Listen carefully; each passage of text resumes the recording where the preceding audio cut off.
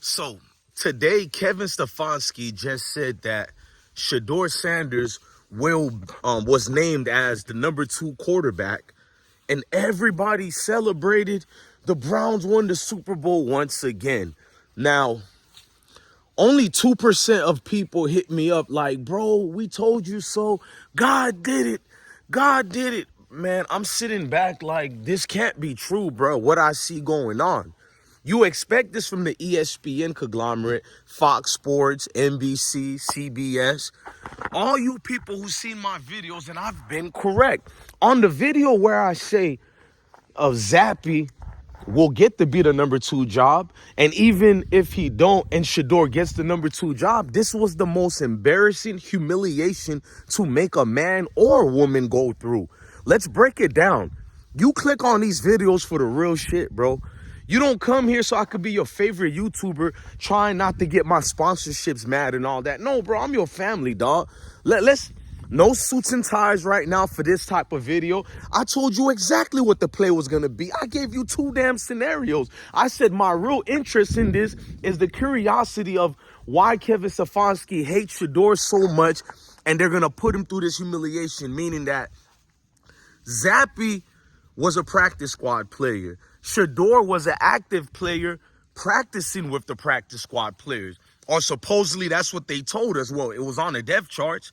Meaning that we've never seen a case like that, at least not in a quarterback position, where the practice squad player who has never intervened or played with the actual active players, well, I broke a news he actually did. That's how you know they like Zappe more than Shedeur. But that's another video. So fast forward, your guy Dylan Gabriel gets to be the #1 guy a week ago prior to this. Then Joe Flacco gets traded.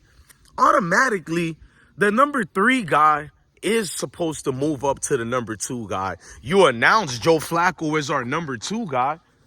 Even after Dylan Gabriel lost, you said Shedeur is still going to be the #3 guy. You said emphatically Shedeur is the not #3. You didn't even say Shedeur's name. I'm the one who released that. Now to shout out to my guy, I forgot who his name is. He kind of took my stitch a little bit, and I like it. He says, Kevin Stefanski doesn't even want to say Shedeur's name. I told y'all only will respect it if it's on TV, but salute to the TV pundits who watch my videos, which I've been knew about. They tell me. Shout out to all of y'all who I never name drop. But let's keep fast forwarding to make it. I didn't even turn up on this video yet. Go ahead and smash that like button.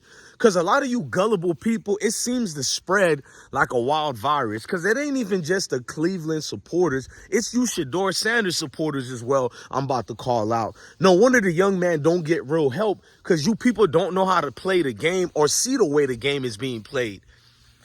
They butchered the confidence of Shedeur Sanders in the worst way. The fact that Bailey Zappe was even in contentions for the #2 job that nobody supposedly knew about. I told you guys they revered Zappe more than Shedeur. When they picked up Zappe, you got to hear from Billy Musgrave, which I just dropped the video the other day. He acknowledged that he was making all the young quarterbacks take reps, when we already knew the truth was Zappe was getting more than Shedeur at the time within only a week after being signed. It was creepy as hell. Or 2 weeks after being signed. Creepy as hell, bro. So this was a play where I literally said on the video, here's the worst that could happen. It would have been better for them to name Zappe as the #2 guy. I've always been substantially raw and uncut with y'all with the truth. As much as I want Shedeur Sanders to start and become the superstar that he is, this team, the Browns, have done so much incompetent things purposely, so much things, the ineptitude of their leadership. I could keep going, where you have to ask yourself, is Shedeur Sanders really ready to get in the game, even if it's for a couple of minutes, bro? Is he really ready? Is he really prepped up the right way? And I know Shedeur is a gifted quarterback. I know he's going to be a great quarterback if given a fair chance. And that if goes a long way. See, when Deion Sanders said the hell with the Browns, it told me everything I've been telling y'all. You don't think Shedeur and his dad have real man-to-man talk? Not father-to-son talk. Man-to-man talk. His son is a great athlete. Coach Prime is a great athlete. And forget about them being father and son, when you're around another dude and you're cool with him, you just gonna open up on certain things. You don't think he told him the Browns just playing around with me? And the scary thing is, who's to say these other teams aren't going to do the same thing to Shedeur? But let me move forward with what I'm trying to get into. Shedeur was never properly prepped up to play with any of the actual guys. Sometimes they use them on the scouts team to replicate X, Y, and Z player for the defense, but that's not getting adjusted and acclimated. You might be getting better at passing. Yeah, sure. But here's the news. There's a lot of great quarterbacks in the NFL who are journeymen or who are trash or who are not even playing in the NFL anymore, if we're being for real. And they got great arms. Oh, they still can throw a nice spiral. They still can throw it 300 yards down the field because they're practicing their throws every day. But guess what? You put them in the actual game with the actual playbooks, and it's not just reading the playbooks. You're actually going out there executing the plays with the actual players you have to play with. People are negating all that part. So the chemistry.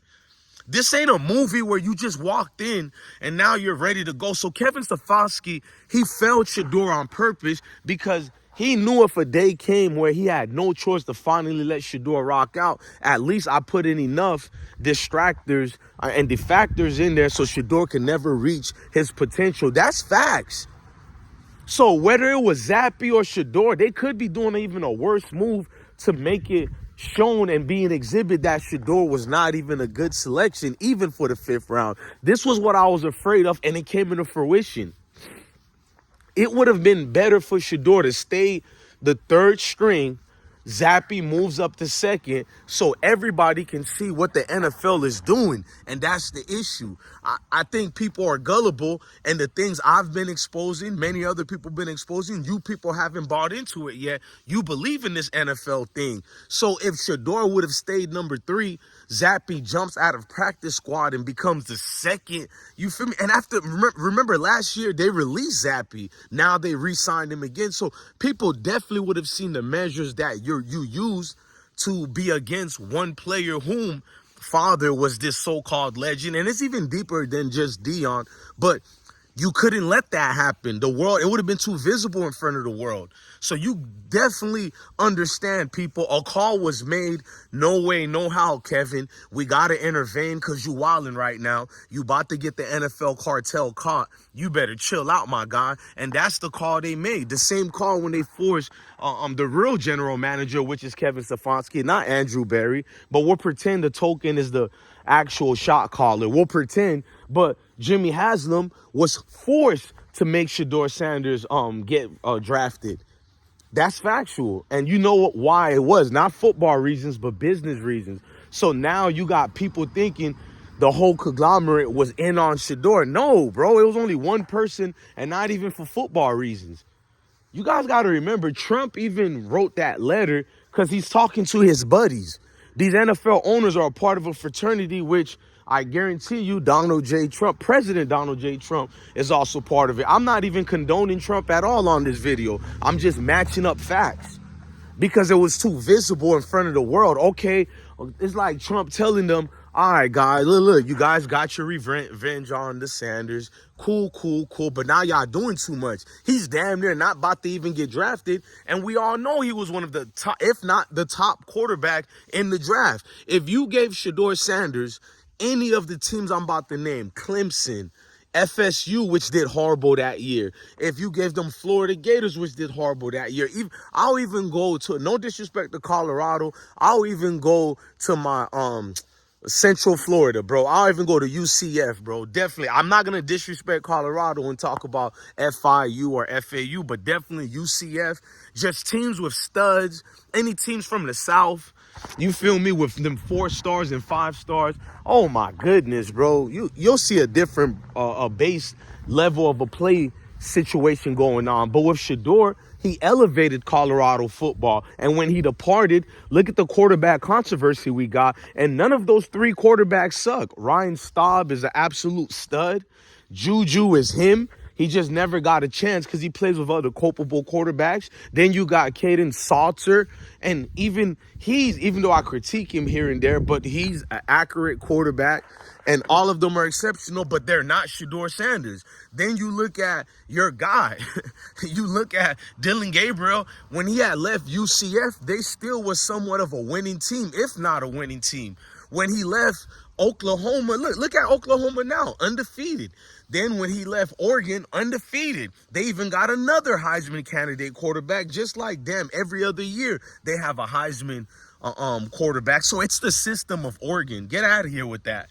So you overhype Dillon Gabriel. You misread his situation because of your hate and disgust for Shedeur Sanders.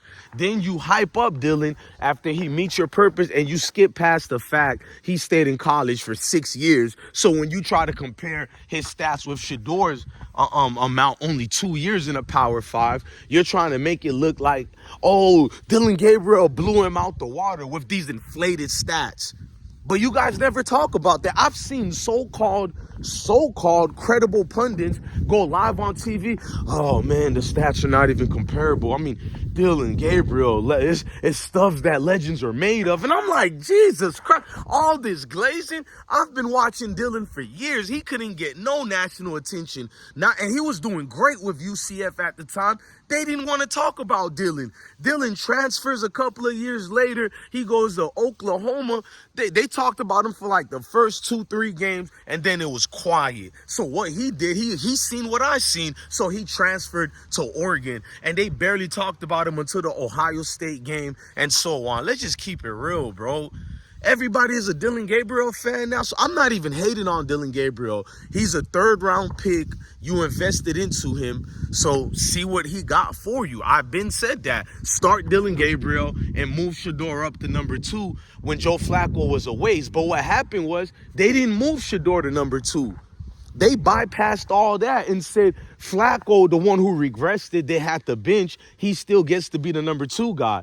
So if you're trying to see what Dillon Gabriel is worth, logically speaking on those terms, wouldn't it behoove you to see what Shedeur is made up of as well?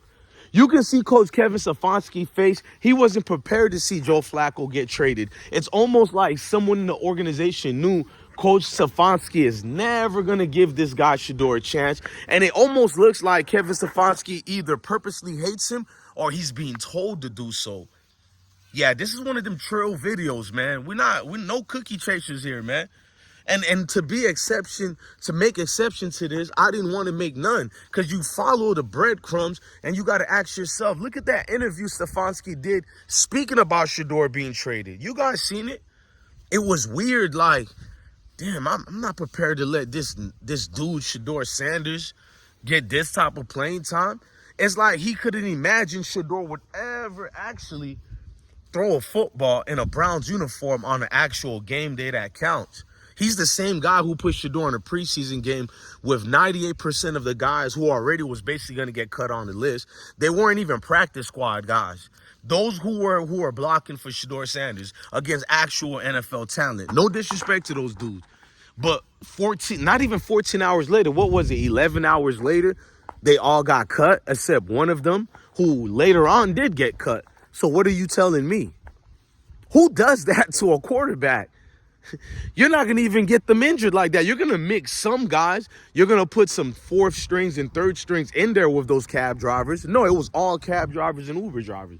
It made no sense. It was nonsensical. He reserved every guy who actually counted, but didn't do the same thing for Dillon Gabriel. He gave Dillon Gabriel notable players. And we have so much things we can talk about, but the fact that you people are celebrating Shedeur Sanders being named number 2 and you're putting God into it, you're disrespectful to God. All of you guys, don't do that type of crap, man.